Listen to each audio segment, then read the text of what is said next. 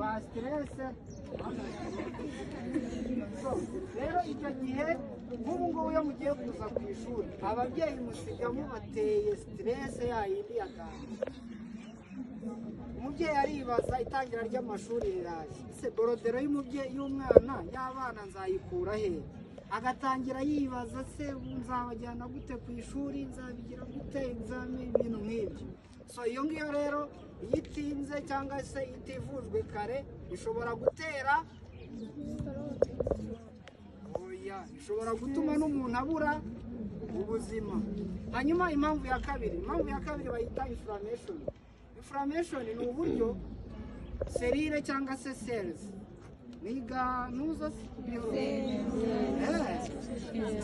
ni ukuvuga ngo akaremangingo kagerageza kwirwanirira, nibyo bita inflammation. None se mwari mwarwaraho malariya hanyuma ukajya kubona ukabona iminwa yababutse, kiriya rero nicyo bita inflammation. Inflammation buriya akaremangingo kaba kagerageje kwirwanira se cyangwa serire, kaba kaguhaye sinyare ngo nyamuneka mfite ikibazo, gerageza ujye kwa muganga kuvuza igihe kikiri kare cyangwa hakiri kare.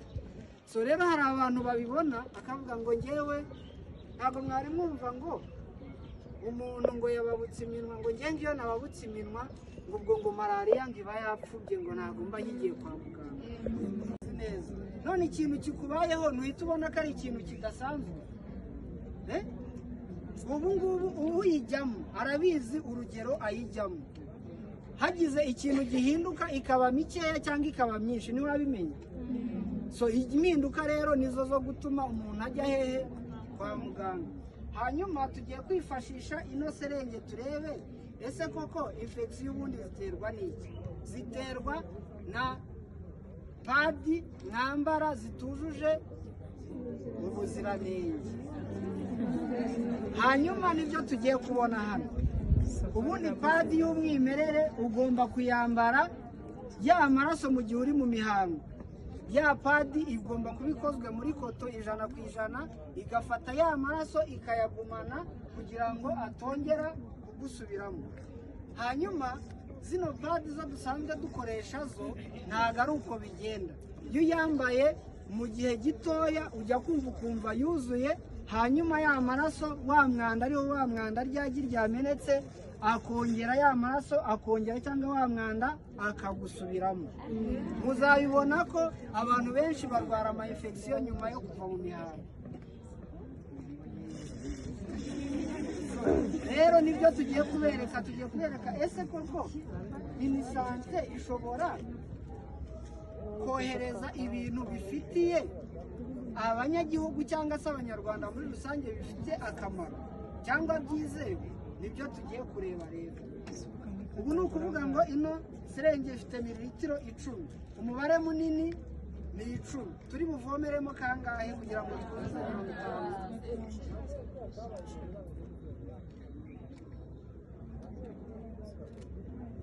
Hano ni rimwe. Iyi niyo hehe? Niyo koya. Iyi niyo kwa Kazungu. Simuyigura mufite kwa Kazungu wanyu.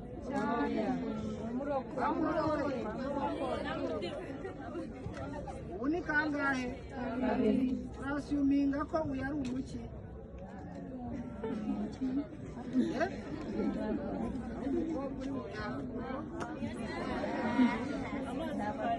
Amazi twasuminze ko ari amaraso. Hari umuntu wayabona ayo maraso ngo yadutize none. Amazi nayo rero kadukoreshe amazi. Baje kuvomeramo kangahe? Mumfashe kubara. Nanjye izuba riranyishe. Ubu ni kangahe nishyira muri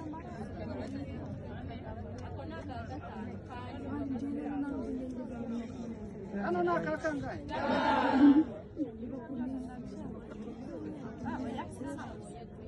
No muntu ushobora no gusanga ari muri class ari kwiga. Hanyuma kino kirahure ni icya kwa Kazungu. Hano hari umuntu witwa Rufa.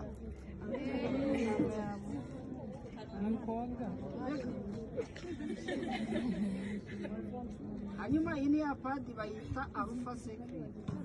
Impamvu natoje ni ukugira ngo kamufateho.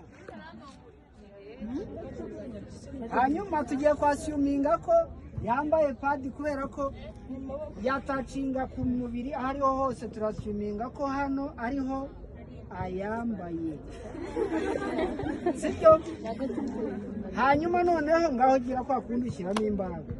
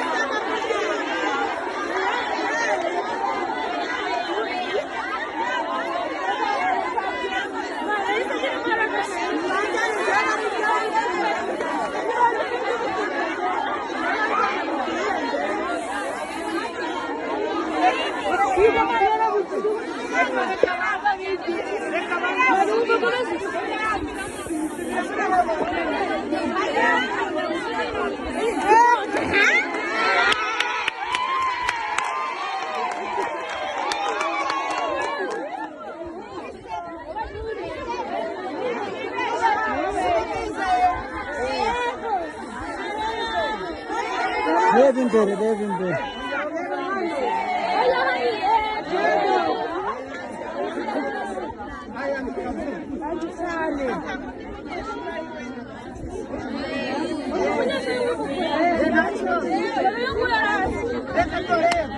uri bugire gutya bwa mbere n'imbaraga zawe, hanyuma ubwa kabiri dushyiraho iriya bande daniyo nabwo ubigire, noneho uri bushyiremo igipfunsi.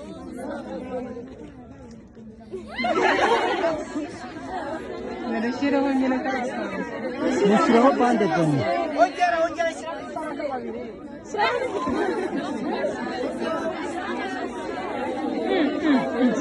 Bagira ndebe.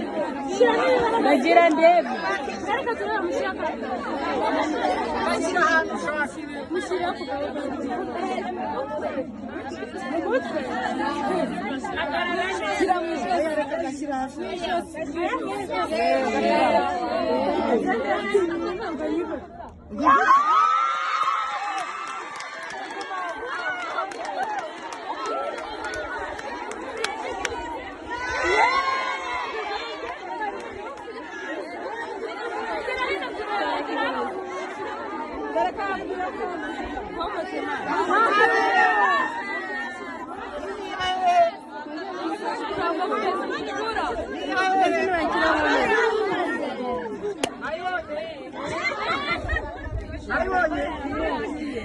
Ayibonye.